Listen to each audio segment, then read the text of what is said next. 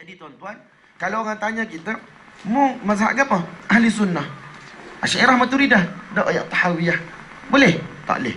Boleh ke tak boleh? Boleh.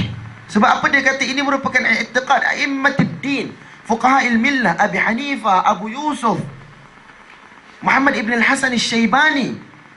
Tuan-tuan, kalau tuan-tuan baca nama-nama ni dan tuan-tuan kaji sejarah yang berlaku pada waktu tersebut, Imam Abu Hanifah tahun 150 tuan-tuan, walaupun beliau berada di Kufah, dan Kufah ni antara tempat-tempat yang mana orang kata dah keluar bid'ah-bid'ah dari sudut i'tiqad.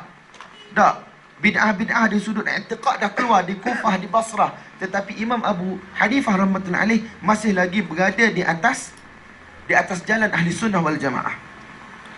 Imam Muhammad bin Hasan al-Syaibani, anak murid kepada al-Imam Malik, Imam Daril Hijrah, antara rawi Muwatta. Imam Muhammad bin Hasan al-Syaibani antara Imam Daril Hijrah. Nampak tak tuan-tuan? Syekh kepada Imam Ahmad bin Hanbal rahmatullahi alaih. Jadi sebenarnya akidah Tahawiyah ni ialah akidah yang mana berlega-lega di kalangan asatin hadhil ummah min as-salaf as-salih wat tabi'in wa atba'ihim. Akidah Tahawiyah ni bukan satu kitab yang kecil tuan-tuan.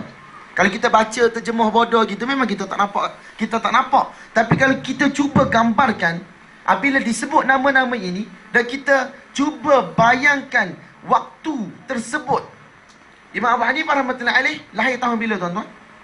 Hudud 80 lebih 90. Betul tak?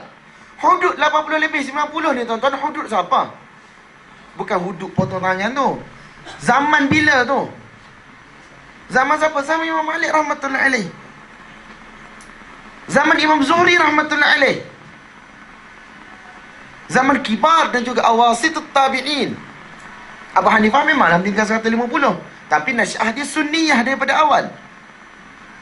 A'immatud-din yang mana diketemui oleh Imam Abu Hanifah.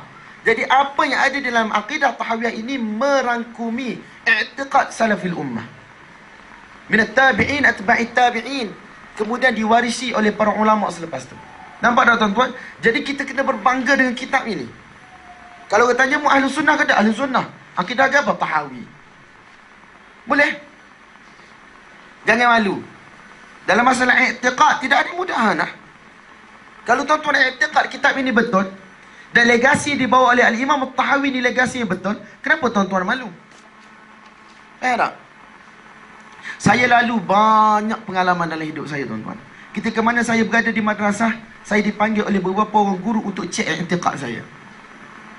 As'ab syai', tempat yang paling susah. Tempat yang paling susah tuan-tuan. Tuan-tuan mungkin boleh dibuang daripada madrasah sebab dituduh sebagai salafi wahabi. Tempat yang paling susah. Syekh Abu Daud kaitan dengan Syekh Bukhari kami panggil dan tanya dengan kata kamu salafi i'tiqad.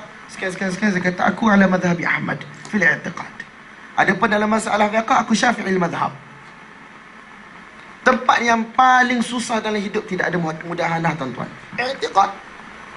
Kalau tuan-tuan i'tiqad kitab ni betul, legasi Imam Abu Hanifah, Imam Muhammad, Imam Abu Yusuf yang diwarisi daripada a'immatud-din.